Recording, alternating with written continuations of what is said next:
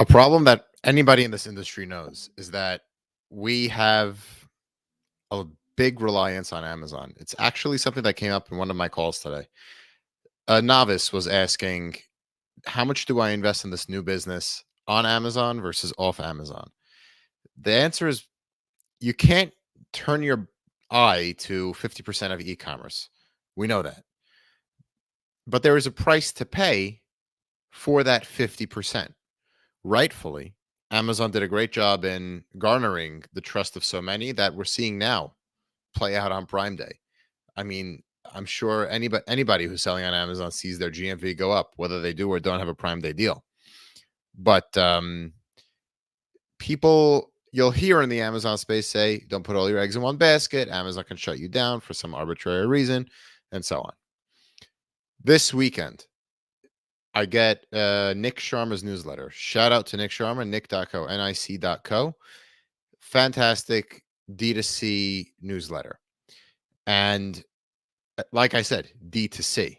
Usually that's the focus. Yeah, there's Amazon placement here and there, but he had a very particular Amazon pointed question this weekend that I would love to share with my audience and network. Please let me know your thoughts. Leave a comment for me. We can make this a conversation of some sort. So, in his newsletter, I'll read it out loud. How can a brand with an AOV of $30 survive in direct-to-consumer world? We're Amazon only for now, but trying to make the switch to direct-to-consumer, otherwise known as D2C. But the math doesn't seem to work. What should we do? The first thing is your average order value on Amazon, you're only calculating really the referral fee and the FBA fee. You're not calculating in top of funnel ads, email marketing, any other Shopify apps you may have, assuming your store is on Shopify and you're not coding things yourself. So those are all added expenses that Amazon doesn't really prepare you for. The Amazon PPC portal is nothing like the Meta portal or the Google portal. Sure, the language is somewhat the same, but it's a different dance. So I'll read out. We'll go over we'll go over Nick Sharma's answer little by little. Let's see where it takes us. The next question asks us about moving from Amazon to D2C with a $30 AOV. In general, both Moise is his partner, and I believe that in order to do this, you need to work to get your AOV up so you can spend more on ads. That should apply across the board. If you can get your AOV up, even on Amazon, you're going to want to do that. You can leverage through virtual bundles. You're going to want that just because a higher spend means more ranking juice on Amazon's end. They like seeing that going on. That means either raising prices, offering bundles. See, there you go.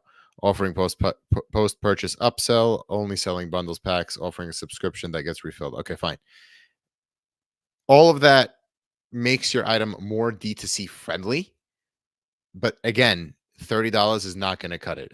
You're looking really around 50 to make somewhat of a sustainable market or website if you're looking at that. If you want to make D2C work, you need to get your AOV up. We just said that. Yeah, because your buyer acquisition, like plenty of Amazon sellers aren't familiar with the term CAC, customer acquisition costs. That's virtually non-existent on Amazon. We know as well as anybody that people just expect sales to come through on Amazon, and Amazon is doing that work. So built into that 15% referral fee is Amazon building that trust with the customer. And Aaron Cordovez even says, if Amazon's FBA network is being opened to you, it's a remarkable network. So that referral fee or the FBA pick and pack fee covers that too.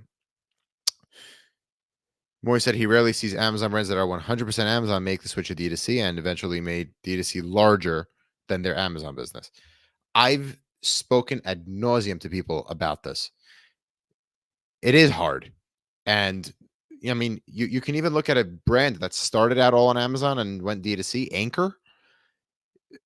Their D2C business is not like what it is on Amazon. You can look at a brand that I love, Supcase, SUP case. Fantastic brand. I love their cases. I mean, all the time. I love what they put out. and they're primarily based on Amazon, but I highly doubt that their D2C operation is even anywhere close to their Amazon operation. Now, for the D2C operation to be bigger than Amazon is one thing. For it to be a sustainable funnel where people can go for traffic, that's a different thing. Um, Whoever wants to make the transition to D2C from Amazon likely gave into don't put all your eggs in one basket. So if they're looking for just D2C to take a slice of their pie and at least have that predictable, sustainable, where they own the customer, where they can email the customer, they don't have to worry about that spigot being turned off just because some guy at Seller Performance was trigger happy, then all right. I could definitely see that as more of a plausible thing, but it will require you to learn a different skill set. The next thing,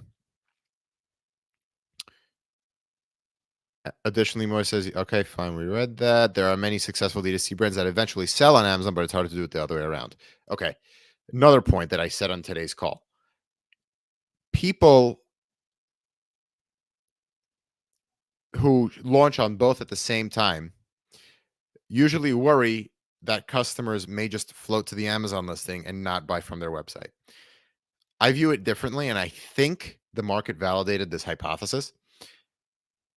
What you're doing when you're selling on your own site, as well as Amazon and Walmart and Etsy and whatever other marketplaces may exist out there, I don't believe the customers traveling around to different marketplaces. I believe you're tapping into different customers who like to shop at different marketplaces, such as people, the Walmart customer is the Walmart customer, the Amazon customer is the Amazon customer. Rarely are they going and buying directly from the brand site. You ask me, the Amazon seller doesn't even know that they're buying from a brand.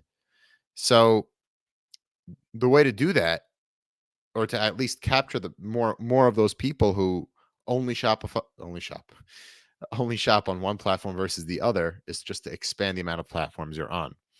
People who resort to Google or ChatGPT can find your site easily. And then that's where your customer acquisition comes in through your D2C site. If you have a healthy business, just double down there, try 3 to 5 exit. I'm in total agreement. Amazon is a game. Play that game. You play it well, just expand it on Amazon. I mean, uh, I personally believe that you should learn the skill set of building a D2C brand just because it's more within your control and you should know what's going on in a relatively close field to the Amazon space. It'll give you a broader perspective on what's going on in the industry. But if you're not afforded that luxury of learning how it works there, stick with Amazon, double down, grow it on Amazon itself, because Amazon's not going anywhere, at least not yet. Another option is to make your D2C offering very unique and special. That's another point. If you're on multiple marketplaces, you obviously don't want to list the same item cross marketplace. You want to make your offerings unique so that you're not flagged for price differentials between different marketplaces, so that your buy box gets suppressed. Technically, in the Amazon terms of service, you agreed that you're not gonna make one price lower than another. And John Espinal, what's up, man? He just joined the live. And where was I? Yeah. So when it comes to making unique unique product offerings on your D2C site, I want to your site should be unique enough where people can't find that flavor, that variation, that bundle on Amazon. So if you're worried about different marketplaces cannibalizing each other, that's what you can do. Thirdly, let's end it off here. Try offering exclusive products that are only available via D2C. You can get on Amazon. There you go. He says it. Um, okay. And that's about it. That was his last question.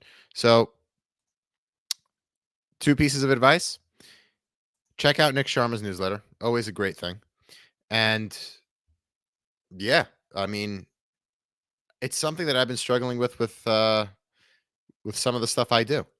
So, I mean, I don't know how I'm going to act on this piece of advice. D2C is just so tempting because of the control it gives you, but you're not controlling on Amazon, you're not controlling the way the page looks, the menu options.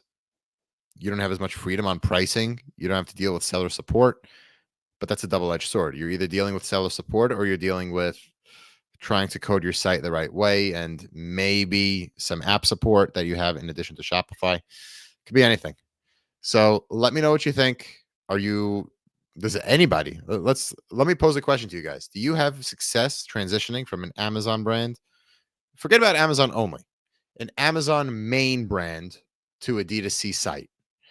If so, how do you leverage it? Some people try to play around with postcards. Postcards or inserts, however you want to call it.